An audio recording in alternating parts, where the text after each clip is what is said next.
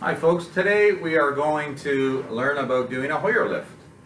So today we have Mr. Jones in his chair to do the Hoyer lift. Your client could be in bed.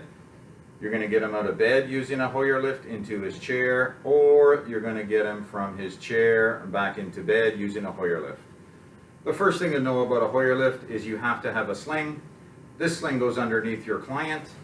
The loops, or if there's a tag on the sling, that goes outside of your client, so the other side of the sling would touch your client's back. You're trying to line up the top portion of the sling with your client's shoulders, placing it on your client if they're in the wheelchair. Please lean forward for me a little bit, Mr. Jones. And I'm going to place the shoulder behind your back, like so. Try to line up the top of the sling with your client's shoulders, like so. And then you're going to take the leg part of the sling and put one underneath each of your client's legs. And for safety reasons, most people like to crisscross the leg sling part like so. There's different loops you can attach the Hoyer to. Please follow your employer policy on which loops that you want to attach to the Hoyer lift. However, you are trying to get your client into an L shape, like a sitting position, when they're in the air, so keep that in mind when you're hooking up the Hoyer lift. Now this is a manual Hoyer lift that we have here, so that means you have to do the work, right? There is a little button on the side that you're going to see for pumping up the Hoyer lift, and you would just move the button whenever you want to release the Hoyer lift.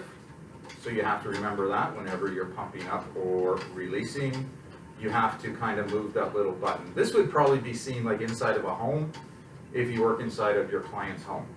The legs also widen for a wider base of support. And what we want to do is position the Hoyer lift with the legs open around the wheelchair, like so. And we're going to take the foot pedals off to make it easier for us. Always, there should be two caregivers whenever doing a Hoyer lift. You don't want to do a Hoyer lift alone, just in case something happens. And you should check the Hoyer lift to make sure it's operable first before you use it, because I think it's 1 in a million times it malfunctions. So you want to make sure the Hoyer lift is working properly before you use it. If it has a battery, like an automatic Hoyer lift, which facilities have, make sure the battery is charged before you use it. And then you're going to hook up the loops, like I said, how your employer wants you to.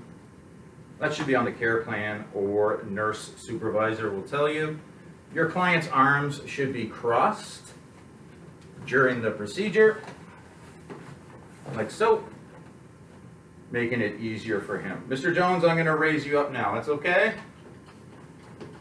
Okay, so we're going to raise the client up by pumping the Hoyer lift handle into an upright position. So you can kind of see that's not a bad position, right? It kind of looks like he's in the sitting position right now. So we're going to raise him up to that level. Move the Hoyer lift right underneath the bed, now like so. Again, there should be two PSWs here to do this procedure. One PSW operates the Hoyer lift. The other PSW is guiding the client like so over top of the bed. There's loops on the back. The other PSW can kind of get the client into proper positioning before you lower the client. Okay, so you're going to break the Hoyer lift when you're ready to go. Remember that little knob you have to turn, and the client is slowly going to come down onto the bed like so.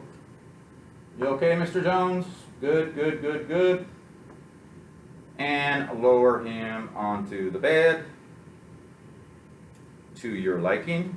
Then you're going to remove the loops on both sides. Remove the Hoyer lift from the area, unlock it. And then all you have to do after that basically is take the sling out from your client's back, and we can do the log roll for that. Onto one side, tuck that in. log roll the client back towards you, like so. Take the sling out, put your client in proper positioning, and procedures for bedtime, pillow, blankets, and such. Make sure he has the call bell with him in case he needs your help. Put the Hoyer and the sling back where they belong.